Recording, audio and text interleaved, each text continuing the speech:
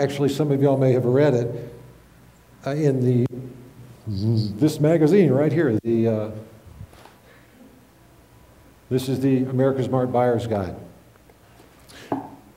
The article's in there. My wife and I went to a tourist town. I won't tell the whole story because it takes a while. We went up to a tourist town, something like Pigeon Forge. We were browsing around. We went into a gift shop that specialized in kitchenware and bathware. We went in there because it was raining. We were getting out of the rain. Now, we're from Atlanta. We're not going to buy gift items in a tourist town. We don't need kitchen items in a tourist town. There was a senior baby boomer guy who was behind the cash register, and he was ringing up a sale. Nicest guy in the world. Hi, be right with y'all.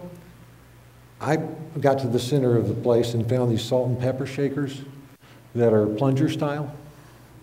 And they were out there so you could play with them, so you could try them out. So I'm playing with them, call my wife over, we get interested. This senior, older gentleman came over, got into a conversation with us. Seems he loves to cook, He's in the perfect store. They sell kitchenware. Getting into these conversations, he's explaining features and benefits to us of these things. We go ahead and buy them. We said, okay, and they're 20 bucks a piece, so 40 bucks. He was trained enough to where he dropped an add-on bomb on us. He said, these make great gifts. We never even thought about that. Well, we got neighbors who are big-time cooking chef people. They don't have any of these, so we bought 2 more sets. So the guy's ringing them up, and I had to ask him, I said, is this your place? He said, oh no, I just work here part-time. Seniors, older trained people, as long as they don't bring bad habits with them, they're the perfect employee. They've got a lot of experience in dealing with people. If I had 2 employees with exactly the same credentials, one of them was 25 and one of them was 60, and it didn't matter, and I wasn't selling kids' clothes, I'd hire the guy who was 60. Absolutely, absolutely. And do think about that.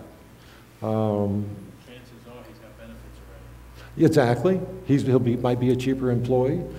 He brings a lot of smart things to the table, so I'm a huge fan of hiring older.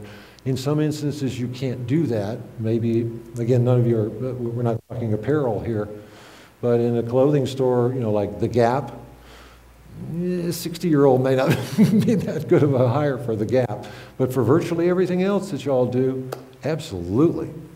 I mean, I'm 61. Yes, absolutely. I think the work ethic, too, Yes. is huge.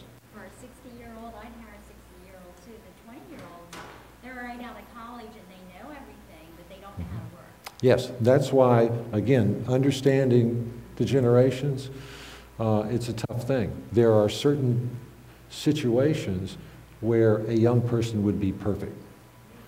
But there's a whole bunch where that's not the case. And you don't want to have to reinvent the wheel. If you can hire the perfect person who's in their 50s, semi-retired, would love to pick up some weekend work, that's a thought for y'all.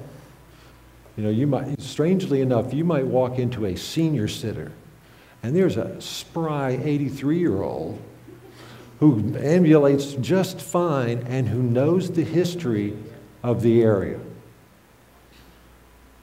Put them in there. Let them greet the customers. Let them talk to the people. And somebody picks up some sort of toy that was created in the mountains. They know about that. They know what it is. So, yes? What do you recommend that you pay your part-time help? That depends on the market. For example, if you're in Hahira, Georgia, part-time help gets paid about this. If you're in New York City, part-time is different.